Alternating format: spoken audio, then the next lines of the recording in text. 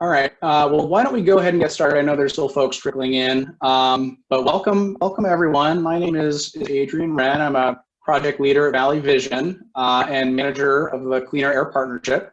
So welcome you all to the final virtual quarterly luncheon of 2020. I think many of us are ready to put this year to bed in many ways, but we really are, I think, pleased to see so much interest in local air quality and in climate efforts in urban Sacramento, which of course is a juxtaposition from our previous CAP luncheon in September, which specifically focused on rural air quality issues. And of course, as our region faces a public health crisis with deep relevance to the topic at hand, we at CAP very much appreciate the continued support and interest in ensuring public health and environmental justice. So to better understand who's in the meeting, why doesn't everyone drop your name and your affiliation in the chat? So that'll be it. Instead of doing one-on-one intros that'll take 30 minutes, let's do it via text. So name and affiliation in the chat, please. And while you're doing that, I can provide some background for those who are new to CAP events, new to Cleaner Air Partnership events. So the Cleaner Air Partnership was actually created over 30 years ago, in 1986 specifically, by the Sacramento Metro Chamber and Breathe California Sacramento Region. Valley Vision, my employer, actually began to manage it about 15 years ago. And it's currently a broad-based partnership which includes business leaders, environmental advocates, public health nonprofits, as well as our region's 5 air quality management districts.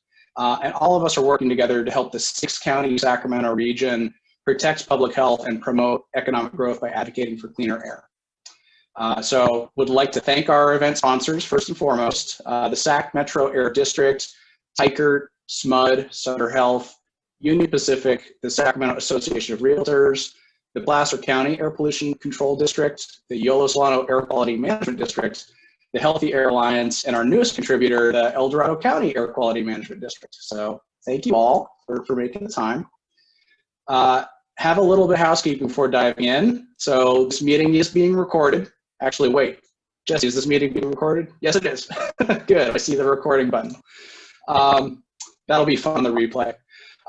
So the meeting's being recorded. A link will be shared with you all early next week. And reminder that you can always find recordings of Valley Vision's events, including our CAP luncheons, on our YouTube channel. And you'll also notice that today's format is a Zoom meeting instead of a Zoom webinar.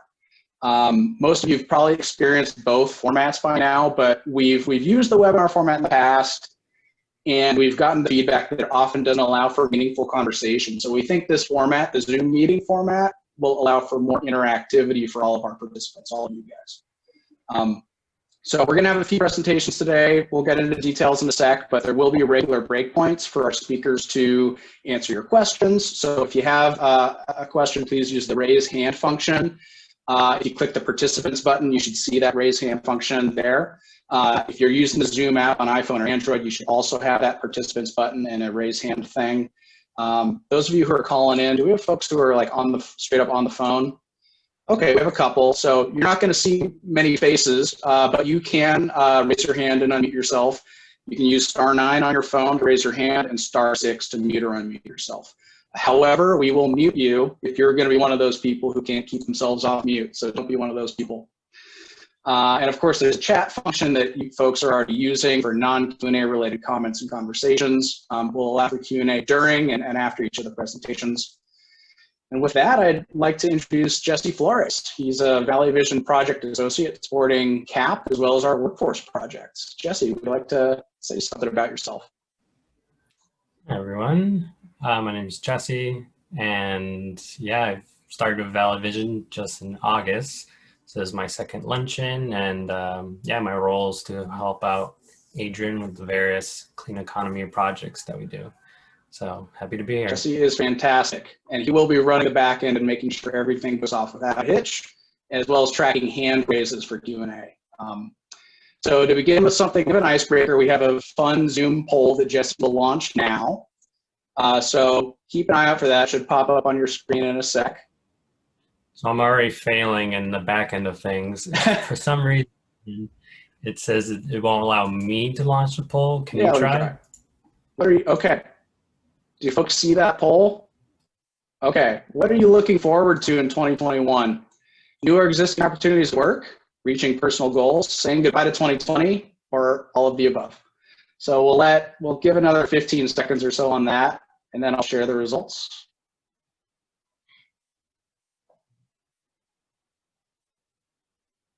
Okay. New entries are coming to a trickle, so I'm going to end polling. 3, 2, 1, now. All right. So there are your results. All the above, but second place just saying goodbye to 2021. Fewest folks selected new or existing opportunities at work, so that's interesting. We don't see the results, Adrian. Really? Or at least I don't. All right. Well, share results. There we go. Okay. Sorry about that. Zoom is a little janky, but we've all sort of gotten used to the jankiness, I think, by now. So there are your results. Thanks, Meg, for elevating that. Okay. So with that, let's dive into our subject matter. We're going to hear about local air quality and climate efforts, but first we'll hear an update on the work of the Mayor's Commission on Climate Change in the cities of Sacramento and West Sacramento. Then we'll welcome the Healthy Air Alliance to talk about air pollution as a driver of health disparities. And last but not least, we will share an update on a new project to help residents of North Sac and Oak Park monitor their air quality and take action to address pollution in their communities. So I'd like to welcome Kate Mees-Wright, Executive Director of the Local Government Commission. Why don't you go ahead, Kate, introduce yourself and share your screen. Well, you introduced me, so I don't think I need to add more than that, but I will share my screen. Thanks so much for the opportunity to present on what we've been up to over at the commission. So let me get this in full mode. So thank you again for the opportunity to be here and share a little bit about the commission's work. As Adrian said, I'm Kate Wright. I'm the Executive Director of the Local Government Commission, and we administered the Mayor's Commission and did the technical support for the commission to support the effort. And it was quite a process and really enjoyed being able to do that. So this effort started in 2018 in November, recognizing that we are already experiencing a lot of impacts from climate change in the Sacramento region. Don't have to belabor that point, I don't think, given that this has been the conversation of so many of your luncheons.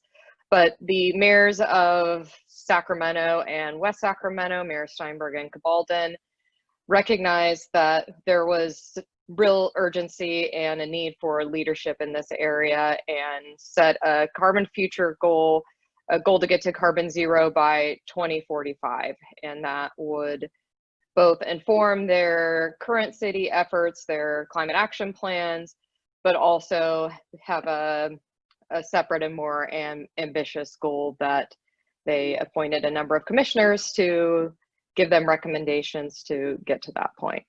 So this is our group of commissioners. We had 19 commissioners, including at least one person on the call, Meg Arnold. There may be other folks on this meeting that were a part of the commission. And we really appreciated all the work that Meg and others put into this. It was a great mix of people from public sector, nonprofits, community leaders, academic, and business and the private sector as well. So a really diverse group of people that were able to be really thoughtful about the impacts of various strategies that we recommended.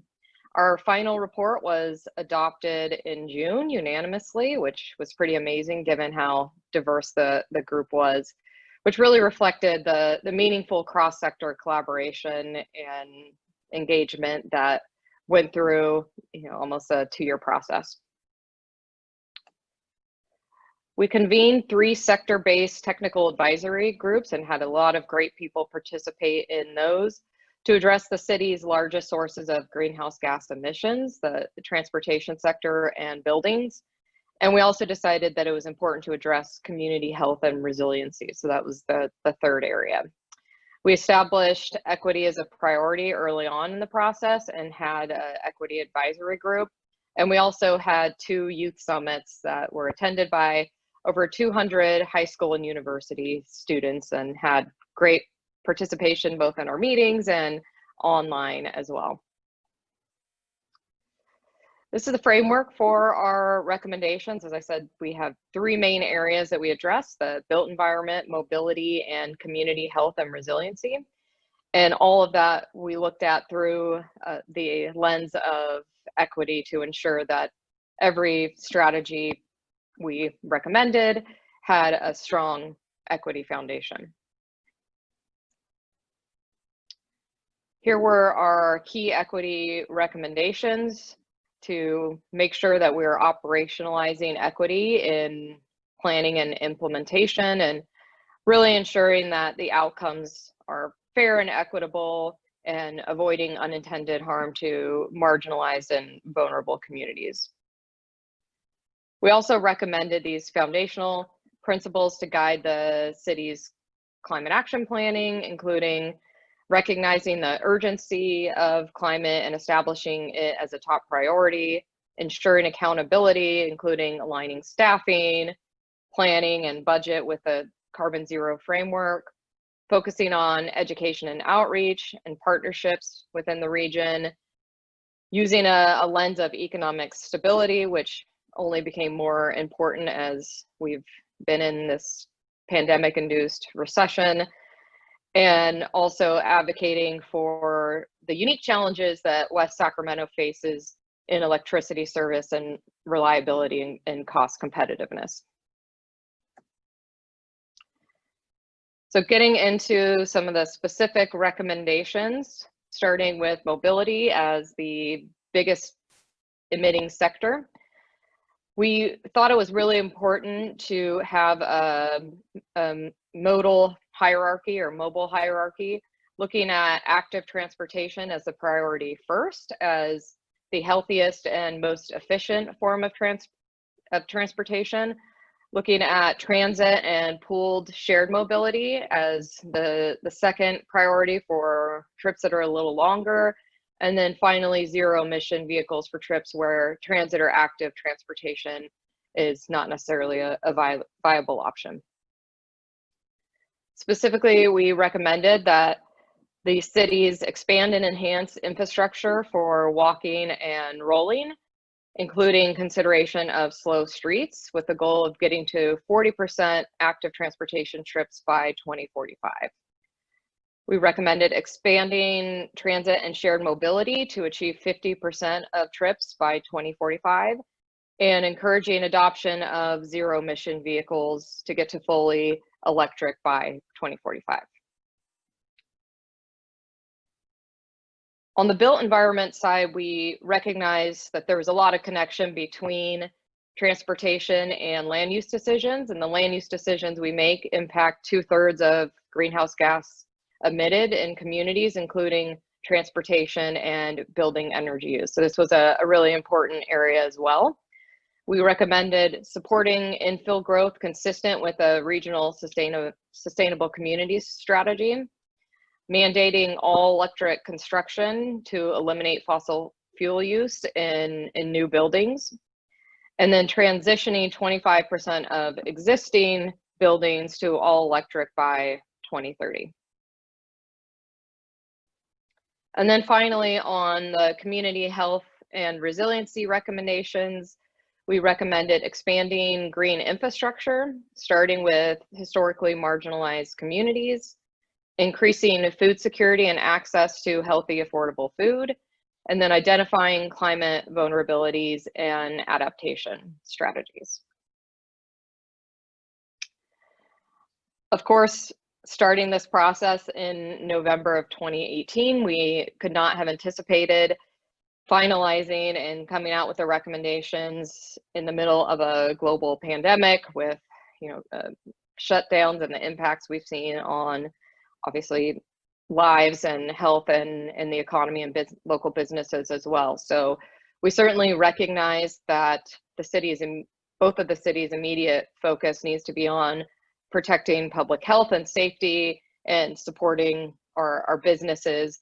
But we also know that we can't continue to make decisions that will further harm health and the environment as well. So we really see that we have the opportunity as we rebuild back to do so in a way that is more sustainable, that we can identify jobs that can both support, move to a green economy and help invest in industries that can be more efficient and less polluting. So we don't see this as an either or, and we need to be really intentional about identifying those strategies that can be good for the environment and help us get to our carbon neutral goals, but also support economic development and recovery as well.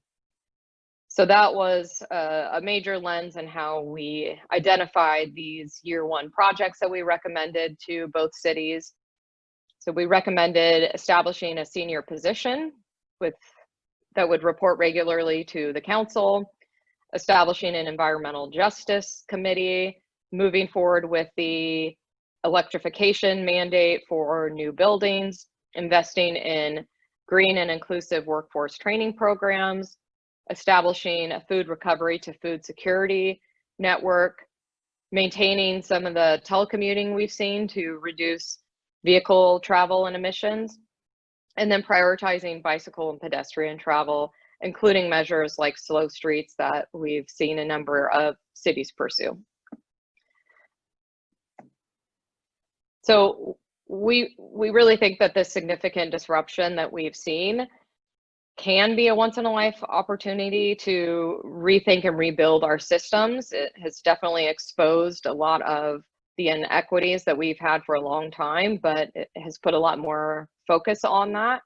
And we have the opportunity to take this attention, and hopefully with additional support from the new administration coming in, we can think about how we move out of this shutdown and the pandemic and think about a green and growing capital region that can recover in a way that is much more resilient. So I want to thank you for the opportunity to be here. I'm happy to take any questions, and I just really encourage this group to participate in the process and encourage both cities to make progress on the recommendations we made. We'll hear from the city of Sacramento on some of the measures they're taking. We want to support and applaud their efforts and encourage you all to be engaged in the process and ensure that we continue to keep the momentum up on this. So with that, I will open it up to questions. Thank you. Looks like there's a couple in the chat, Kate. I don't know if you can, maybe I can read them to you if that's what you like, or you can respond directly to them. So in terms of the city's climate action plan, we will hear about that from Jennifer. The city of West Sacramento, they had started their process later, so they'll be taking the recommendations that we've made, and that will help inform their process. With the city of Sacramento, we worked really closely with them. Their process aligned pretty nicely with ours, and a number of the Sacramento city staff were involved in our technical advisory committees, so we've worked hand in hand with them throughout the development of the recommendations, and then now supporting where they're at now. But we'll hear more from Jennifer on that. Specific mechanisms for accountability, I think that's really where that senior level position comes into play, and having a position that reports directly to the council. We hope that we can see progress on that. Jennifer is the person designated to be that senior position in the city of Sacramento, and so would love to see ongoing reporting that can keep the council on track, but also help the public see where we're at. Well, thank you, Kate. And yeah, look, Jennifer, actually, maybe Kate, why don't you introduce Jennifer? Well, Jennifer has been a great partner to work with. She was very engaged in the process with the commission and has been working on sustainability efforts at the city for a long time, and is now in the interim role as I don't know the exact title, but the senior position on climate change. So excited to have her leadership in that area. Thank you so much, Kate. You're so kind, and it's really exciting to be working with you and the entire team on this.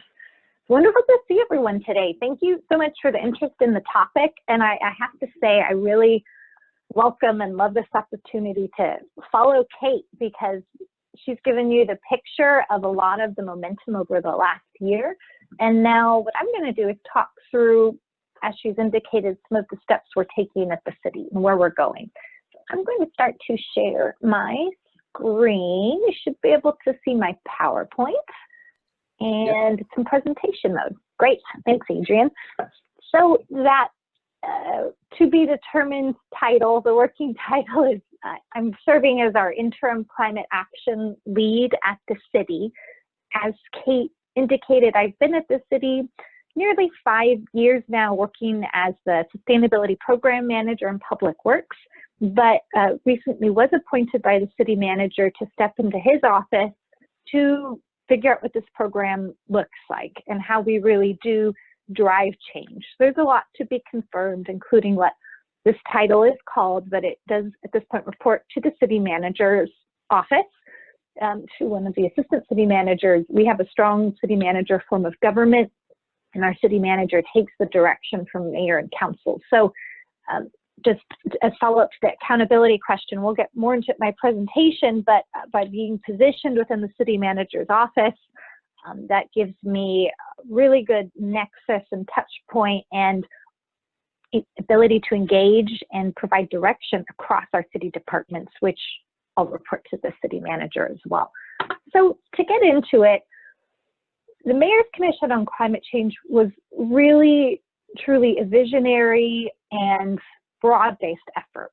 We have decades and decades of sustainability policy and work at the city of Sacramento, where our leaders have making a strong commitment, and there's a lot to build from, but certainly more to do and more progress to be made. We just had a couple of big items go to the city council this week on Tuesday night. One of them was an exhaustive audit by the city auditor, who took a look at municipal sustainability efforts at the city, really looked broadly across our departments. There's a lot of information on your slide. This is a fact sheet just to give you sampling of some of those issues, but touching on, I think, issues that really align with some of those high-level recommendations coming from the Mayor's Commission on Climate Change. So this effort, starting from adopted policies and plans at the city, really dug into how we do business and found that essentially more oversight is needed, more leadership to drive change, accountability to our departments, consistency in how we track progress, and more opportunity to ensure all departments are on board as we change culture. So those were some of the big findings coming out of the audit. So it's been a big year here for sustainability, and as Kate put, well, this is an opportunity. We have pandemic, we have rising challenges, so the task is how we do more.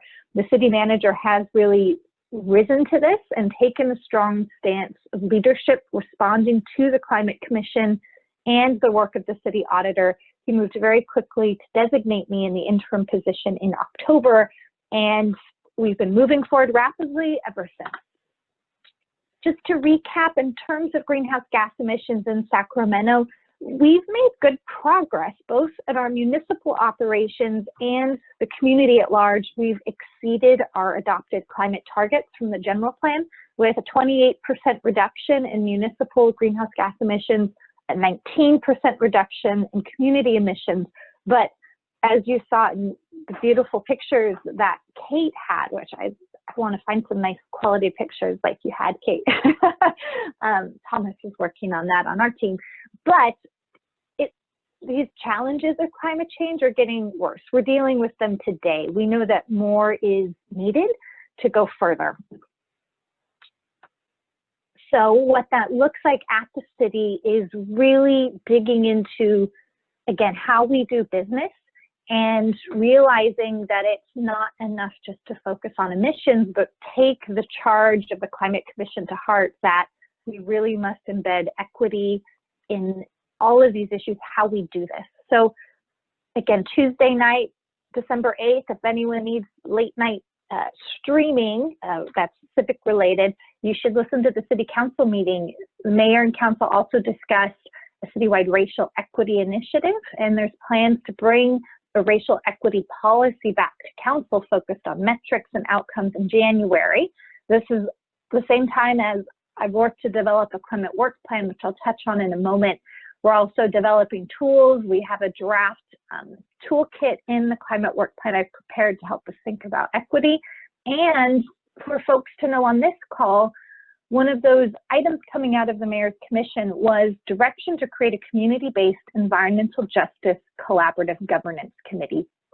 This was something that our mayor and council really prioritized, and it was on the short list of items that staff was directed to move forward on quickly. And the city is investing money for this initial launch. So we've got 6 months of the startup for this committee started. It's not an official city commission, but the intent is to really bring people with lived experience from our communities and expertise to come and participate in more of a collaborative capacity building process in how we move forward for climate, but really advancing environmental justice in our communities.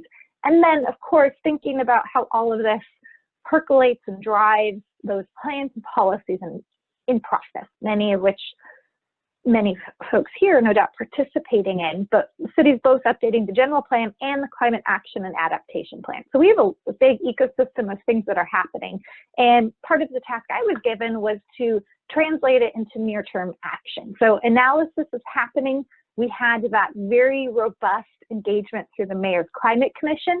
And what I was tasked with is presenting the plan to the mayor and council of, okay, city staff, so where do we go from here? There were a few items prioritized, and on Tuesday I presented what we're calling the 2021 Climate Work Plan with those essentially tasks we believe are needed in 2021 now to get us towards longer term targets, including carbon neutrality by 2045. So what I'm showing you on the screen here on the left, just thematically, those top 5 proposals, really drilling into leadership and looking at the sources of our emissions. In Sacramento, over half of our emissions come from transportation. When you include the energy sectors in that pie chart, that gets us to 94% of local emissions coming from transportation and energy. We're going to get to more data and more monitoring through the climate action plan process. But to start, we can look at this data and take a look at what's been recommended and where we go, where we know resources are lacking. What that looks like is a $3.8 million gap plus some of what staff is advising council consider to really accelerate and drive some of those initiatives that Kate touched on in the last presentation. So big topic here is also responsive to the green audit. It's putting our money where our mouth is and leading with how the city does business. We are moving forward on electrification of new construction, also looking at how to do that in city facilities, looking to demonstrate the change we want to see in the community. So recommending here about a $1.39 million investment in cost-saving retrofits, looking at electrification in our operations, and then building out programs and those items that have been prioritized by the community. Now, this was a draft plan presented for initial council feedback to report back quickly as we'd been asked. Now, moving forward next year, the task is to actually identify and recommend funding sources and focus in on what we do with the programs and the positions. Many folks are very interested in the slow streets topic, and on Tuesday, City Council passed a motion directing us to proceed. We are launching an initial pilot of up to 6 miles of roadway, which will be closed to through traffic, so people that live on a street could come in, but the approach here is to use barricades and calming devices to create safe space for communities to recreate and get outside. The focus here is really on an environmental justice approach. High density housing, areas that don't have easy access to parks or other backyards, other ways to get outside. And you can go online and nominate streets that you want considered for this. So we will be working with our community partners to vet. We'll be engaging neighborhoods. Take a look at the website if you want to put a street in the running. The intent is to get that launched very quickly, most likely early January. But at this point, portal's open, take a look. That's an effort led by our transportation team, and we're excited to get that started. We know it's been a real priority and interest in the community. We got some money from the CARES Act to make it happen, to buy the equipment we need, and now we're moving forward. And with that concludes my presentation. We do have some information on the city website you see here, cityofsacramento.org/climate action. Please feel free to reach out to me.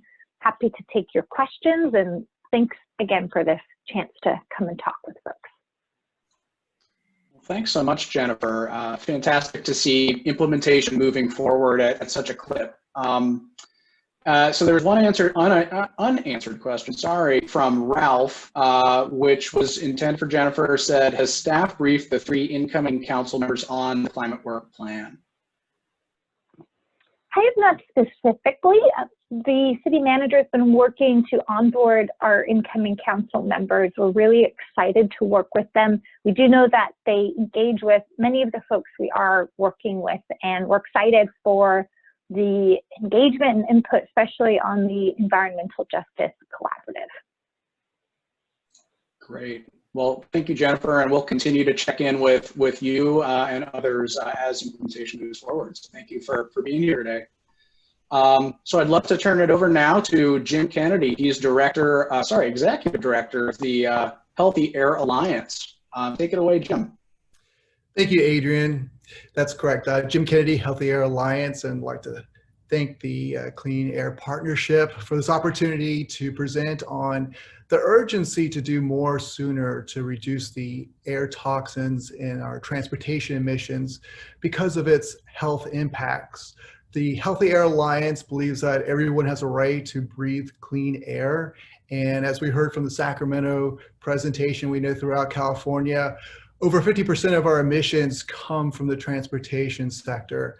And that's why the Healthy Air Alliance is supportive of actionable solutions that are based on science that advance environmental justice and achieve health equity goals. And the Healthy Air Alliance supports and is focused on doing what we can to replace fossil fuels in our transportation system with alternative clean fuels, greener cars, and more mobility options like the ones that were enumerated in the Sacramento presentation. And of course, always with the equity lens, because we all, again, deserve to breathe cleaner air. And to tee up our presentation today, I want to point out what we know as of today. We know that in America, 45 million people live, work, and go to school within 300 feet of major roadways, airports, ports, railroads, and so are continuously exposed to these air contaminants that affect their health. And those at the greatest risk of these adverse health impacts from pollution live in communities that face additional health disparities, such as race, ethnicity, income, and education achievements. So what is happening to these communities? Well, their health impacts are showing up in dramatic ways, and the presentation will go into detail about that. But we're seeing increased cancer rates, immune deficiencies, as well as neurological, reproductive development, respiratory health problems. Asthma, of course, is what people always point to because that's the barometer that really affects people where they live, their children growing up. And that's why the Healthy Air Alliance doesn't want to leave another generation exposed, and we want to do as much as possible sooner to reduce these air toxins because of the health impacts. And so with that, I'd like to introduce our Healthy Air Alliance board member. He's an advisory board member, Dan Witzling. He's with the American Cancer Society. He's the executive director of the Los Angeles Central Coast, Guam, and Hawaii. And he's going to lead us into a discussion about health equity and environmental disparities. He's going to show us the data that they've started to collect to show the correlation between air pollution and the health effects. Dan? Thanks, Jim. And thanks, everybody. I'm going to just take a minute and pull up a screen. Everybody's been very successful at this, so no pressure. All right. So far, so good. Hopefully, you're looking at a screen and not the notes that would otherwise. Unfortunately, we can see the notes, Dan. Ignore the man behind the curtain. Yeah. Okay. Let me see if I can adjust the display settings. Figure out all the. No, I don't know how to do that. Okay. So, working on this. No worries. And if worse comes to worse, I'm sure the notes will just be extra informative, if anything. So I have an idea. And please, I appreciate your bearing with me. Okay. Disconnecting that second screen.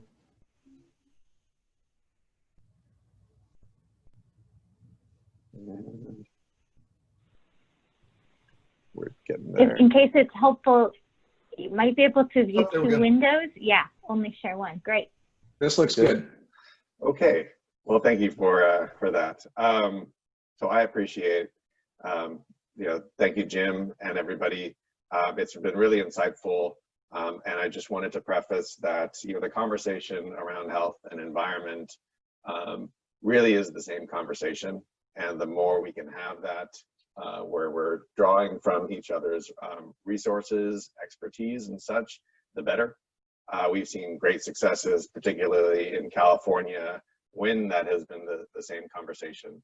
And a lot of what we focus on with American Cancer Society absolutely relates particularly to transportation.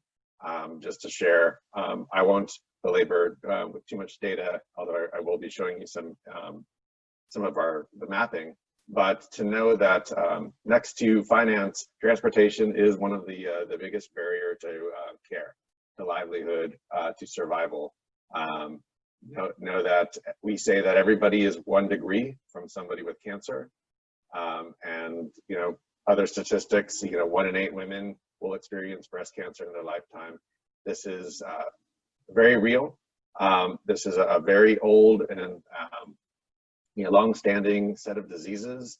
When we say cancer, we really are bundling over 100 different types of diseases that are classified in this way, much in the same way that COPD is kind of newly classifying chronic bronchitis, emphysema, and others kind of into that basket. And another thing just to share in broad strokes is that really we're in an era of chronic disease. And in many ways that's a great thing. Chronic disease means we are living with disease versus the history behind cancer, for example, where really the date from a diagnosis to mortality was 5 years. So much so that our legacy and what we've talked about was celebrating more birthdays, because every day, every minute meant that much more. We continue to say that, but we look at cancer specifically as a chronic disease, and that has tremendous implications on the conversations that you're having and the policy decisions that you're making, because we're living, and even more so this year, we see it with people that have different immunities by no fault of their own that they're experiencing. There's definitely a through line in conversation today about the word equity, and certainly that is very relevant across the board. So I wanted to put out 2 concepts just to start before diving in, and I'm going to read a definition for you. When we talk about health equity, and this is not what I'm defining, it's really the improving, in our case, cancer, we'll say health-related outcomes, but what it really breaks down to, and we have a great report on this, are the social determinants of health. And I'll just read, these are the conditions in which people are born, grow, live, work, and age, which are shaped by the distribution of money, power, and resources at global, national, and local levels. A person's health is driven by more than their inherited characteristics and medical care. Most factors that influence a person's health are health-related behaviors and non-medical, social, and physical environment issues. So there's our aha. This means only a portion of a person's health is due to medical care, and so forth. There's new data that is coming out through a variety of sources that is helping to help substantiate this. And when we look at toxins in the air, whether they're emissions based from stationary sources, from transportation, mobility, things like that, to the best of our ability, we look more at mortality rates than we look at does this specific machine device emission source cause a disease? There definitely is a high level of correlation, but there are so many factors, just think in the course of our life, where we live, where we work, everything in between, what we eat, access to resources, food security, things like that, that sometimes it's difficult to really draw a causal relationship. However, we absolutely know to be certain some very strong correlation between emission sources, environmental sources, and those that are living with cancer and how it speeds up their demise, frankly put. So let's take a look at this. So, I will also say I think it's to an advantage that, I'm from a SoCal standpoint. I have no biases about, some of the idiosyncrasies of the communities in Sacramento, a lovely town. I've been there many times, but just, start to think about, while I'm talking, some of what is in the communities that we're going to be looking at, to start to draw correlations. And we've talked about transportation mobility sources. Are there things that are stationary, or are there large freeways or commuter lines where large trucks or such are passing through that are adjacent? And then we talk about health equity communities and individuals living, which are often poorer communities in these high congestion areas.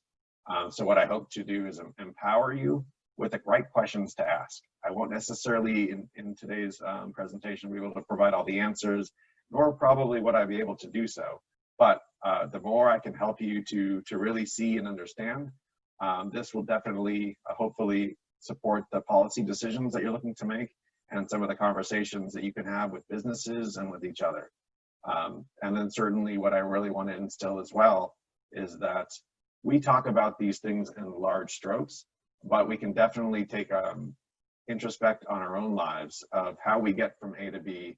And it's very exciting to see cities with green streets, slow, safe streets where mobility outside of cars is encouraged, public transportation is encouraged, and what we're seeing is better public connections between public transportation and health centers, hospitals, and such.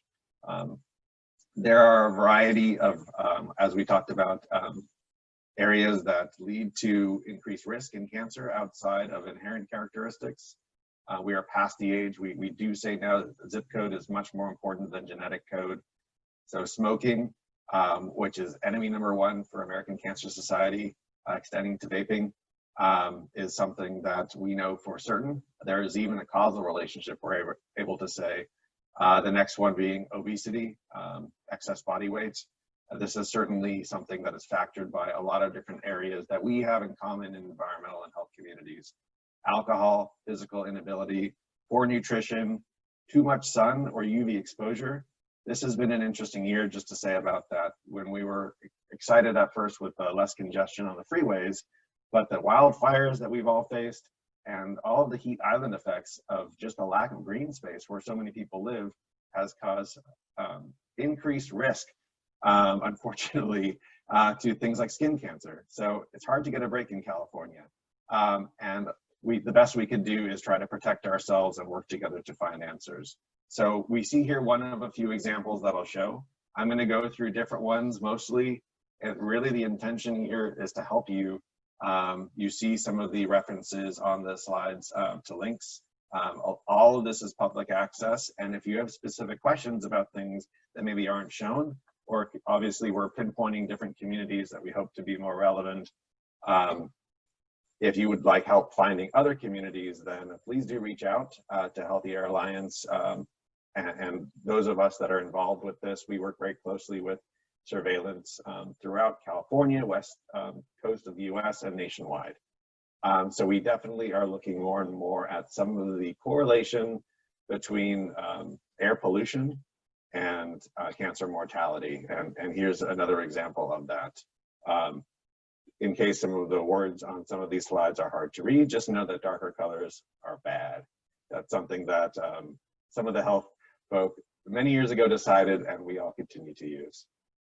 So here we're looking at another case here, looking in this case at all cancers, South Sacramento area, and you can see here really trying to make this as self-evident as possible to help inform conversations and also the visceral reaction that you're seeing it. And the different colors definitely should lend to questions about why is cancer incidence higher around the airport, and then to really unpack that and talk to some of the people involved. And in other areas where the wildlife area, not surprisingly, has a lower incidence, also because there's less people. So sometimes it's not just based on personal demographics. Now we're looking for the next little bit on different types of cancer. There's an assumption that lung cancer intuitively is one that people will associate with pollution, and in many ways that's a very correct assumption. But it's also true with other different types of cancer. Lung cancer is one of the leading forms in terms of prevalence. A lot of people could be susceptible to it. There is a high rate of survivability with lung cancer and a few others. So the good thing is recognizing where these problems exist, we can absolutely intervene to help maybe not reduce the risk of in the short term, but we can reduce the exacerbation of what is it in this community where there's higher cancer rates are felt, that we can drive solutions. We'll continue to look in different ways. Here is just comparing, contrasting diesel exposure with lung cancer. Another way to view and clearly in a high urban area, downtown Sacramento and surrounding, is a much higher rate of lung cancer than in the surrounding communities. And again, YOLO wildlife gets a pass because we're not checking the animals there for cancer rates in these slides. So now we're looking at breast cancers. Interestingly, you're starting to see a little bit of a difference. And this is important because conversations change throughout the year. And if we're looking to make policy decisions, influence people, it's not going to be the same conversation that influences all of us. So we want to show this not only so that we can see different cancers, but people react differently. And so it's important to see there is the most focus that from the Cancer Society and others that we recognize throughout the year. Around the conversations of cancer are typically in October because of breast cancer. There's a high level of involvement in the sports communities and others. So it's very useful for us policy influencers involved in this conversation today to recognize you need to be very personal and humanistic in these conversations, and knowing where to engage and how to engage, and really being listening to your audiences. And we'll talk a little bit more later, but I just wanted to pause since we're on breast cancer. One of the failings in the health community is that there's a higher rate of breast cancer mortality for African American women than any other type from an ethnicity point of view. And I won't even presume to tell you why that is the case. There's a lot of information to suggest why that is, but clearly there's a problem. This is a health equity issue, this is a racial equity issue, and a variety of other determinants that are involved with this.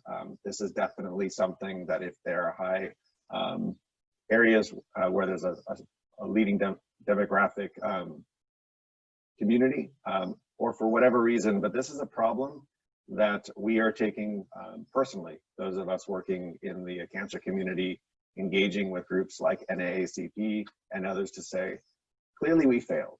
If there shouldn't be a discrepancy in one group versus others, and if there was something we missed. Why is that? Is this something that we did or didn't do, or is there something beyond that others can help us to improve? And again, why we have this conversation together. Colorectal cancer is one of the, next to skin cancer, most prevalent cancers, but also there's a 90% survivability in colon cancer based on screenings. So there's health interventions that can help us even in areas where there's a high level of incidence rate. This is a very deadly cancer that affects men and women alike. And you see how when we were comparing and contrasting lung cancer, breast, this has some of the highest incidence rate of cancer in the Sacramento area. Looking at other cancers, and I'll speed up a little bit, you can see just the proximity to traffic and comparing that, how in toxins in the air, diesel emissions, most likely in this case play a role. There are a lot of great sources that talk about diesel and cancer. The Cancer Society is one of them. We're not the only one. CARB has done some great work doing research in this area, World Health Organization and others. Looking forward to when we can realign our policy discussions, hopefully next year, that we can really address these issues together in the health community and beyond. Now, I mentioned African American communities. I just wanted to share a few statistics here that relate to social disparities. So I'm going to read just a couple stats, as I'm reading through this, you can see that again, all things aren't the same for all people. There are a variety of risk factors to why this might be the case. Some of them might be genetic, but more likely there are other problems in place, barriers to health that are happening that we can do a great job at intervening on. And this is where this coalition today of civic, private, and public can really do some great work in this area. 2015, we're reporting again that non-Hispanic Black women have breast cancer mortality rates 39% higher than others. During 2011 through 2015, just reading some quick stats, Latinx women had cervical cancer incidence rates that were 40% higher than non-Hispanic whites. Colon cancer, in 2016, screening rates among adults ages 50 and older who didn't have health insurance were less than half of those who had insurance. So there's a gap in access to care that's happening, or personal choice, or other barriers that might be happening that are going into play. Another colon cancer statistics that I'll share right now that you're starting to see. You saw it, with celebrities this year with colon cancer. The incidence rate is getting lower in terms of age, and there are a lot of questions and curiosity as to why that is taking place. More people at younger ages are being affected by colon cancer. Why is that? These are questions that we need to further explore together. It absolutely relates to toxins in the air, toxins in our body, healthy eating, active lifestyle. Clearly, there's a linkage that we're looking to unpack. So we, to the best of our ability, the Cancer Society graciously working with the air quality management districts in some of these specific ways. AB 617 is something you're all very familiar with. Just sharing and really emphasizing that we are in this together for the long haul, and we're looking to the best of our ability to be a contributing member, either through the data, through the medical community, through public health, through survivors, those that are willing to speak in tandem with decisions and policymakers that you're looking to pursue. There are different ways that we do seek to advance health equity, and today is a perfect example. Just being in this conversation is one of them. A lot of the ways we are looking to address health equity really are parallel to other plans and processes that are happening that we've heard earlier today from the city level and other planning sources. So that really covers, hopefully not too quickly, but a lot of information. Appreciate the opportunity to speak to you today, and this is hopefully the beginning of a conversation to please see us as a resource and Healthy Air Alliance as a great umbrella source that helps to bring us together to speak. So thank you. Well, thank you, Dan. And there were a couple of questions that were asked in the chat that I just want to elevate. You can stop sharing, maybe we can see each other's faces. So Rachel Wong with SMUD asks, so is more data needed regarding this correlation to health impacts to attract healthcare funding and then reduction in transportation emissions? So California has the great benefit that the data that I've shown you that drills down to the city level, you can look up your own address, is now available. It's about 2 years old to the public, and probably a little bit further refined.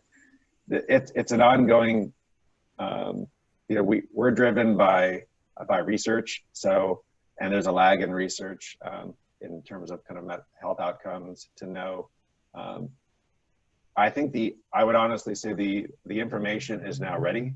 It's just a question of, because even though we have the information, if you're hearing things for the first time, that also is to the point that we're a very fragmented health community.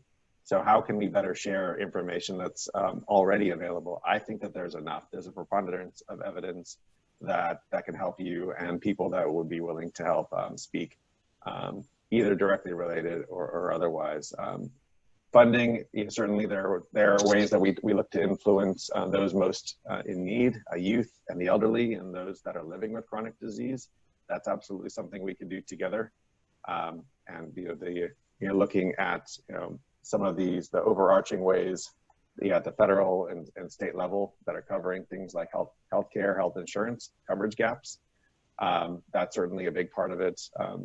But even working together on public transportation, which is something that's happening in a very successful way, but these are lives, so every day counts. The more we can closely align transportation sources that are more accessible to health centers, the better. So that's just a few ways that I would say it's not necessarily a funding issue, but there are definitely some policy things that we can do together, or information that can help you, that enough is available. It's just a question of access. And I would like just to add that we're in the middle of doing more research, and I think that's why the urgency is becoming more clear, is the growing amount of evidence about the impacts of air quality on health and the cost. I think before COVID, we saw that Bloomberg and the governor were launching a campaign about the health effects of pollution being almost equivalent to that of what the health effects were of tobacco, and bringing more awareness. Now with COVID, that brings a new emergency, and we've seen the data that shows that the air pollution is increasing communities' increased risk for other diseases and effects from air pollution because of COVID. And there's a lot of studies that are also showing that incremental decreases in air pollution can show incremental improvements in health, like asthma and other health effects. Now that sounds, like, well, we want the full effect, and of course we always want to have zero emissions, but every bit that we can do to reduce air pollution, we're seeing the scientific evidence that we're getting health improvements, and so we need to put everything on the table to achieve those results. We'll continue to work with Clean Air Partnership with the health data that we are seeing and the studies that we're seeing. The longitudinal studies are taking time, and they're peer reviewed. And then as they translate into actual policy, that's where we need us as a group to work together. And then the next presentation is going to be on the air monitoring. So more data. CARB, the local air management districts, are working with community scientists. They need that data at the community level, ground truthing, to show what the sources are and to pinpoint actions to take at each street. Yeah, and I appreciate that lead in, and want to thank you, Jim and Dan, for that presentation. I know there were a couple questions from John Lane and from Lynn Goldsmith in the chat that maybe you guys could respond to via text. But very much appreciate the data, and keep us in the loop as more data comes out for sure. Thank you, Adrian. Thanks. All right. I'll jump to the chat to try to catch up with some of the responses as well. Thanks. Yeah, thank you. So our final item for today is an update on the Sacramento Neighborhoods Activating on Air Quality project, or SNAAQ, SNAAQ, which is a particularly good acronym in a world of acronyms, I think, SNAAQ.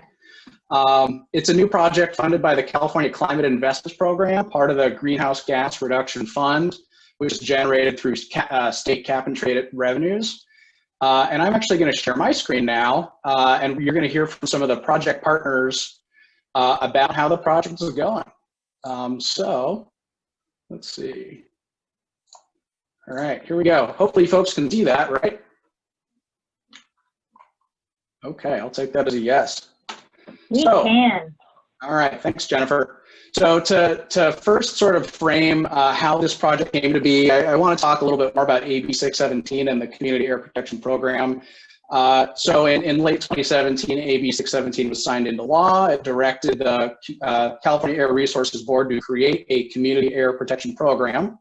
And that program is intended to really empower some of California's most polluted communities to monitor their air and to guide investments and new policies to ultimately reduce harmful emissions and to improve public health in those neighborhoods. And you can see on the right side the 13 formally selected communities that have been put forward for AB 617 are in process monitoring their air and advancing emission reductions right now. There's actually, there's 13 formal ones, but there are hundreds of communities across the state that have been nominated either by air quality management districts or by residents themselves of some of these neighborhoods. And it's actually a really interesting exercise to go to the CARB website and look at some of these neighborhoods that have been nominated. So again, some more background. The South Sacramento-Florin AB 617 community that many of you have heard about actually came to be with some credit to the Clean Air Partnership. You'll recall in early 2018, we had a CAP luncheon and we talked about us kicking off a large advocacy effort to ensure that the 6-county Sacramento region, which is historically left out of a lot of the cap and trade conversations and programs, was included in the community air protection program and in some of the similar investments that would be made through that. And so in 2018, between January and September, we actually had 53 in-person meetings. You guys remember in-person meetings, right? I barely do, but we had a whole lot of meetings with state legislators, largely our regional delegation of senators and assembly members, but also key legislators who served on budget committees and were able to sort of make decisions about how to potentially allocate some of these funds. We also met with capital staff, folks like Kip Lipper, who are decision makers in the environmental space. So that was going on, and then the legislature decided to kick it to CARB to make those decisions. And then we adapted our strategy and started to meet with CARB board members and senior staff to make our case for our region to get a proportionate share of resources through this new program. And then in September 2018, success. South Sacramento-Florin was designated by CARB as one of the original 10 communities, which is super awesome. And the Cleaner Air Partnership has been participating in that process ever since, which is managed by the Sac Metro Air District, of course. So next up, that brings us to the current project. So we've been doing all this advocacy around the Community Air Protection Program.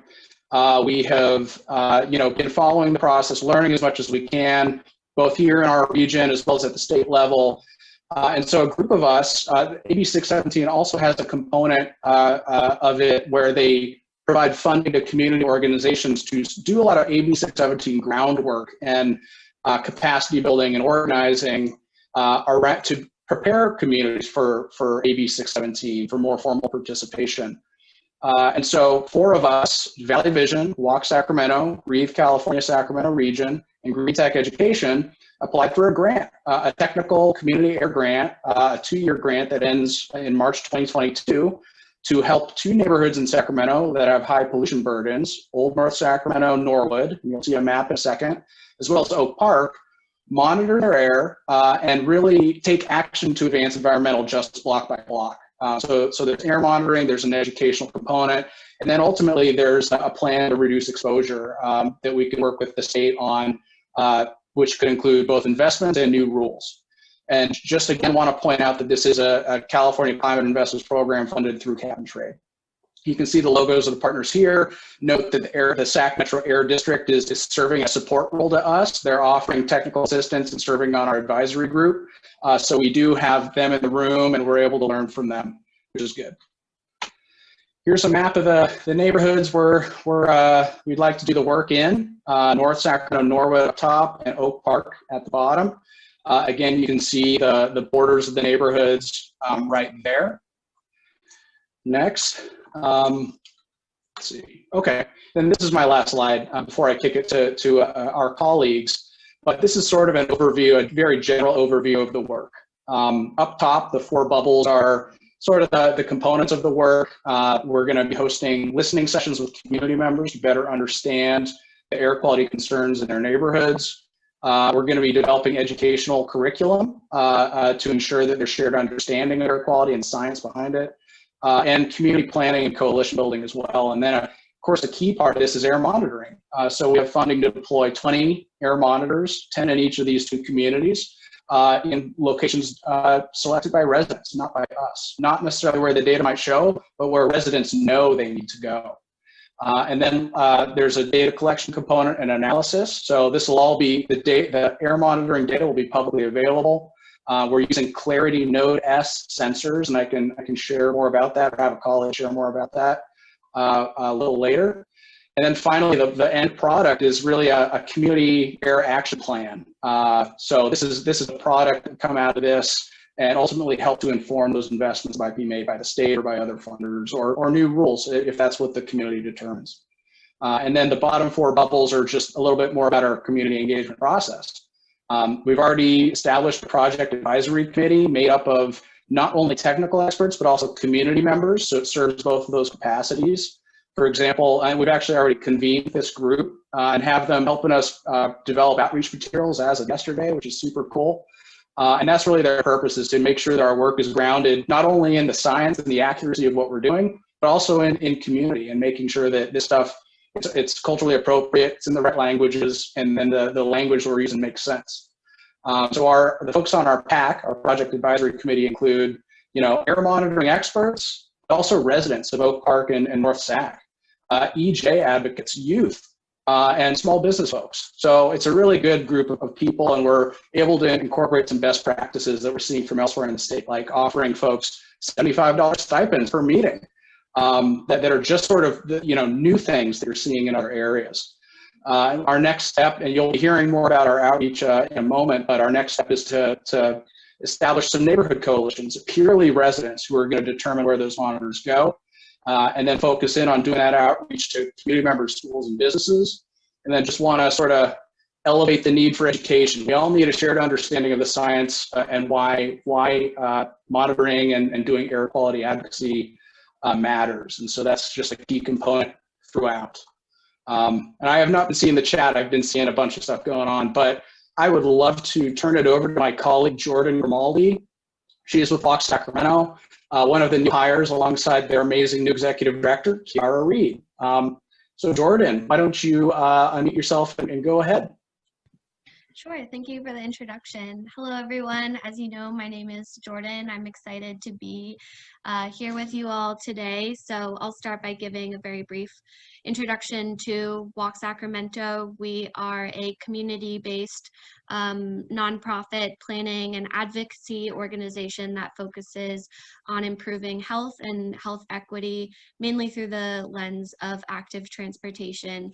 And in terms of our involvement with the project team on SNAAQ, our primary role is taking the lead on outreach efforts.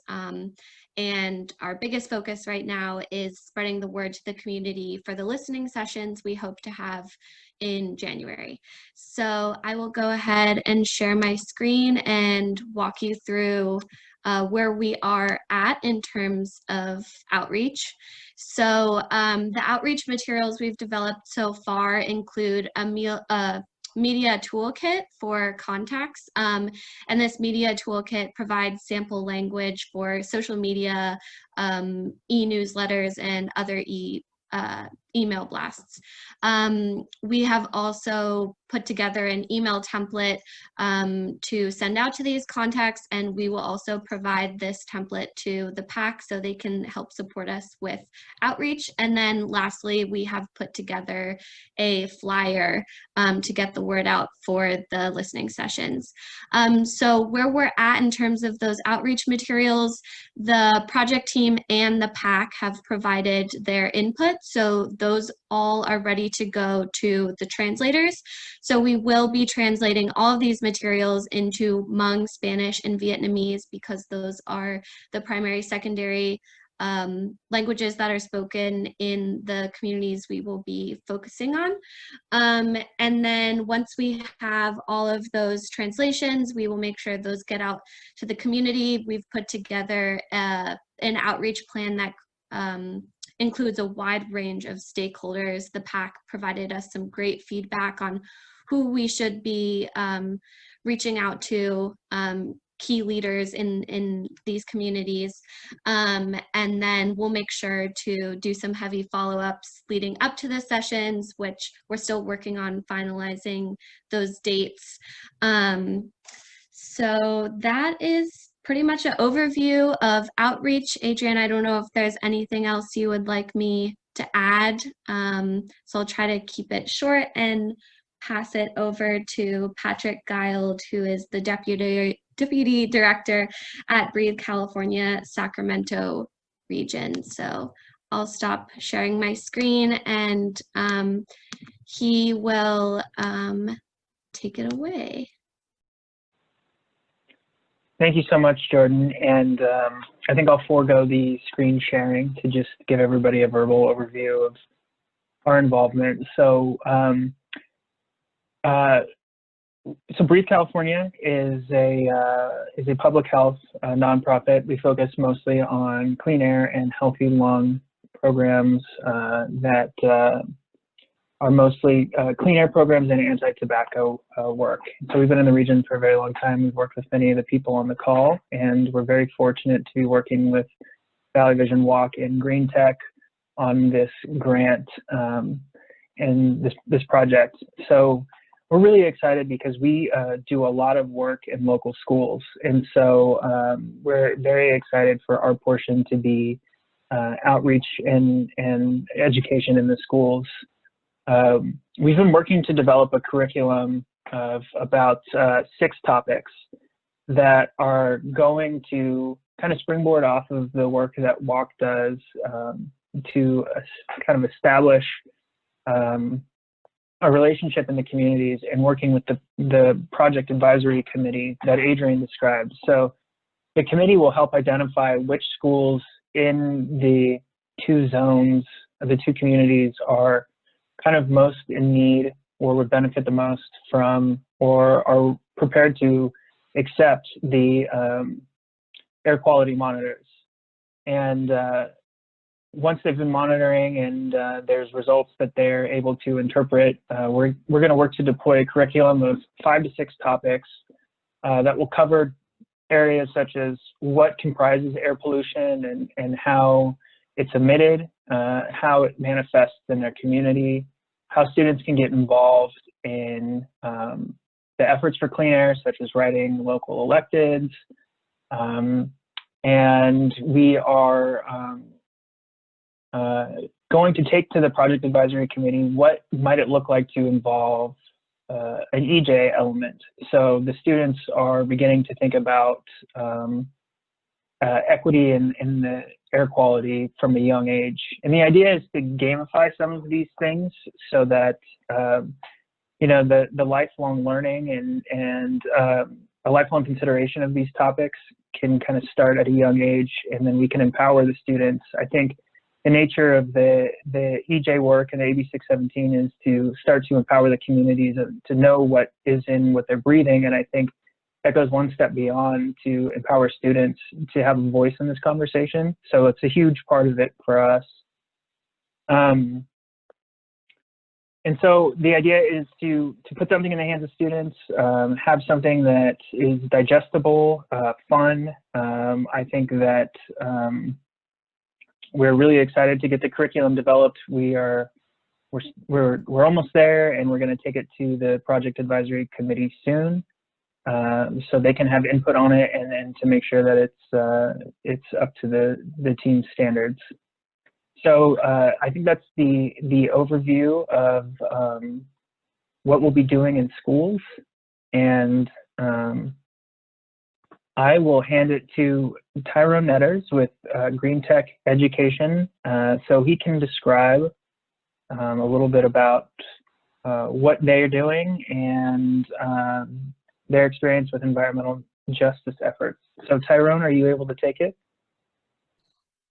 Yeah, and he may need to dial *6 to unmute himself, Tyrone, because he's on a phone.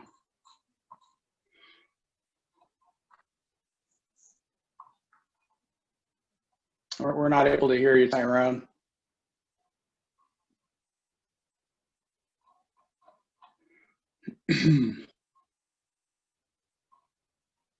Okay, well, while Tyrone is trying to get on the line, just to encourage folks to continue to ask questions if they have questions about the project. Again, I thought Jordan shared a pretty good overview of sort of the the immediate next steps, but Tyrone Netters is from Green Tech Education and Employment, which is a nonprofit that is based in Oak Park, but also does a lot of work in North Sacramento, including currently on a great mobility hub project. And also just has a really great, I'd say, focus on community in each of those areas, and particularly minority communities and other folks. So they're able to bring a really important perspective. Sounds like we have Tyrone. Yes, Adrian, how are you? How's everyone doing this afternoon? Tyrone Netters from Green Tech. I've been enjoying the conference since 12. Tremendously informative with the kind of information that we need to get out there. From Green Tech's perspective, we're happy to be a part of this project, particularly since its focus is on environmental justice. One of the challenges that all of us have faced is beginning to get local people to embrace this issue and this work without having necessarily the scientific foundation or background to embrace it, but without the inclusion and the understanding of the community, we will run into a tremendous barrier there. So part of our effort with Green Tech, of course, is to approach the community and with the need of changing the narrative to explain their story, their how air pollution and air-related kinds of issues are real in the community, and also best how to become okay. So what to do about it, and how to go about doing, and in a constructive and positive kind of way. So that's I mean, there not to be redundant about a tremendous amount of information that has been shared today. But fundamentally, it is important that the local residents become clear about environmental issues and shape the narrative again that's germane to their real experience. So that's kind of where we are. We're excited about the upcoming the second collective meeting on the PAC in January.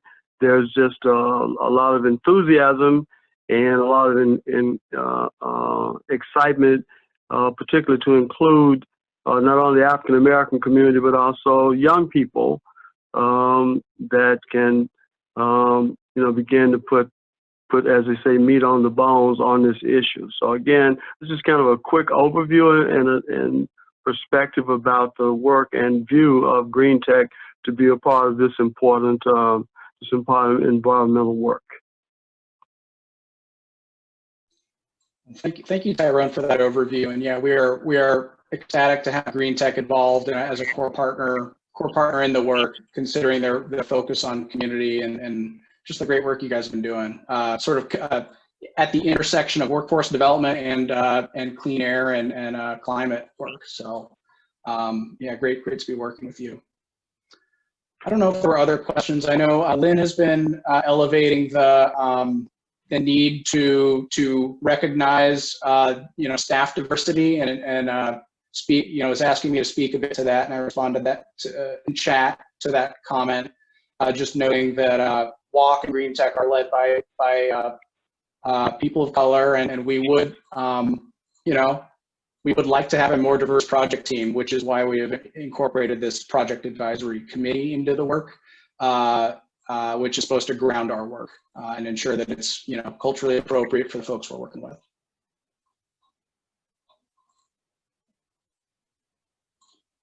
Any other questions, either about the SNAAQ project or potentially about other efforts that we might have heard about today?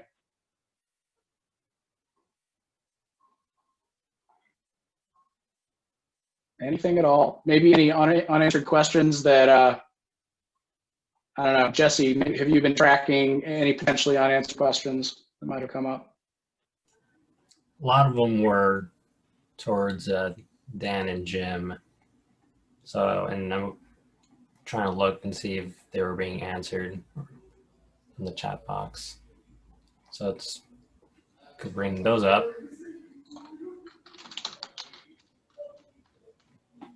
Yeah, I just want to make sure, you know, folks are, you know, have that opportunity. Okay. Well, yeah, Dan, Jim, stop me if y'all have already answered those questions. Well, we've been interacting directly, but I also posted some of the studies that I referenced so that people could look at for themselves at the data and how it was going for collecting it. Again, they're longitudinal, so they take a while to put together. So I didn't see any other specific ones. I see other people interacting, which I like, is some people are answering questions from other people about what they know about particulate matter. Of course, that's from the diesel and the heavy trucking industry that represents the greatest impact to health. And there's a lot of programs that are being done. Yeah. Do you see anything else that, did you answer anybody's question directly that you could talk to a broader audience about? I think they've all been answered. And actually, Jennifer is elevating a good comment. Is anyone on this call looking at the upcoming county climate action plan, and who will be some of the biggest stakeholders and challenges in developing a regional approach to these issues? Jennifer, do you want to expand on that, or who are you targeting your question to? I'm just curious, there's a lot of people on this call, and I was just wondering if anybody else was thinking about it. Yes. ECO says, please link into us. Yeah, there's a group in ECOS. Ralph will talk to it. Yeah, I can speak briefly to that. The county planning department has a contract with Ascent to develop a climate action plan that they hope will be, that their draft will be available for the public in late January and to present to the supervisors in the summer. There's a stakeholder committee that the county staff has put together, which has involvement by ECOS and 350 Sacramento and Sierra Club, among others. And we've looked at an early draft and made comments on it, and we hope to get a stronger climate action plan than the original early draft. So that's definitely something we should pay attention to. Thank you for asking.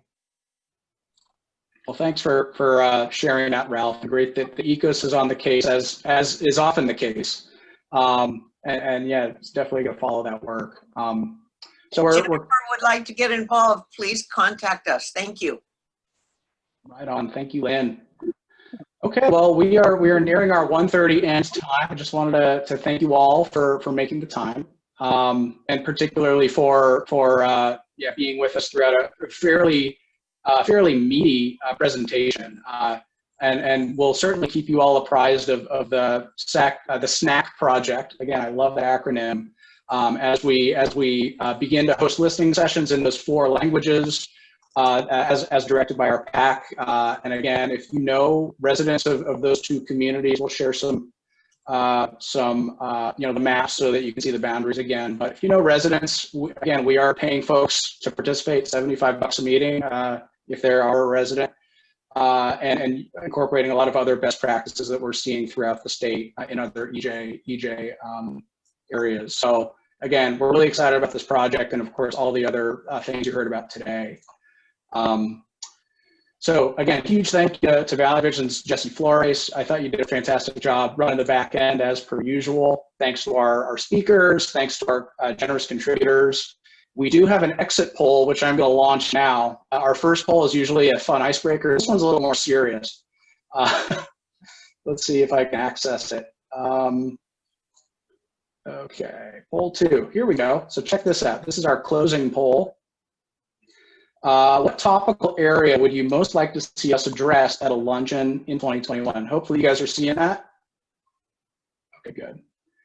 Local air quality and EJ projects, regional coordination around climate, engagement of business and industry, advocacy for at the state level for cap and trade or other state funding, or coordination around federal issues. I know those are like I was thinking about doing it all of the above, but this kind of forces you guys' hand to choose something. So, all right, let it go for another 10 seconds or so.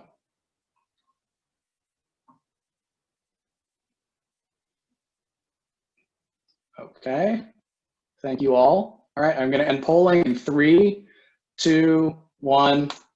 Share results. Okay. Hopefully you guys can see that. It's actually a fairly close, there's interest across the board, which means we maybe need to have more than quarterly luncheons, although that's something we should take up with the rest of the partnership. But it looks like the winner is climate, closely followed by business and industry, and then by air quality and EJ. And then cap and trade, and then, cap and trade and federal are tied. So again, that's great to see so much sort of interest across the board. Stop sharing that. Cool. So there is going to be a recording of this meeting that we'll put on the Valley Vision YouTube channel. We usually put it up within 72 hours, and you all will get an email with a link. And actually, we have an evaluation. I don't know if Jesse, you're able to paste that into chat, but it's a 1-minute evaluation. It's super simple. We just want to hear what you thought, how we can improve this for next year, and about some of to dig in a little bit more into those potential luncheon topics. So please click that link as soon as it's shared, and go from there. So thank you, Jesse, for doing that. And of course, hope you all enjoy your Friday afternoon. I know we are in lockdown, but there's a couple deadlines I just wanted to remind you of. Today is the final day for folks to apply to serve on the South Sacramento-Florin AB 617 Community Steering Committee, intended for South Sac community members to help guide air quality improvement efforts there. You can go to airquality.org to learn more about that. And then in line with Jennifer's presentation, December 21st is the deadline to apply for the city's Sacramento Environmental Justice Collaborative Governance Committee. I know Nyla joked about coming up with a different, something that might be a little shorter than that, but so that's the City of Sacramento's EJ governance group.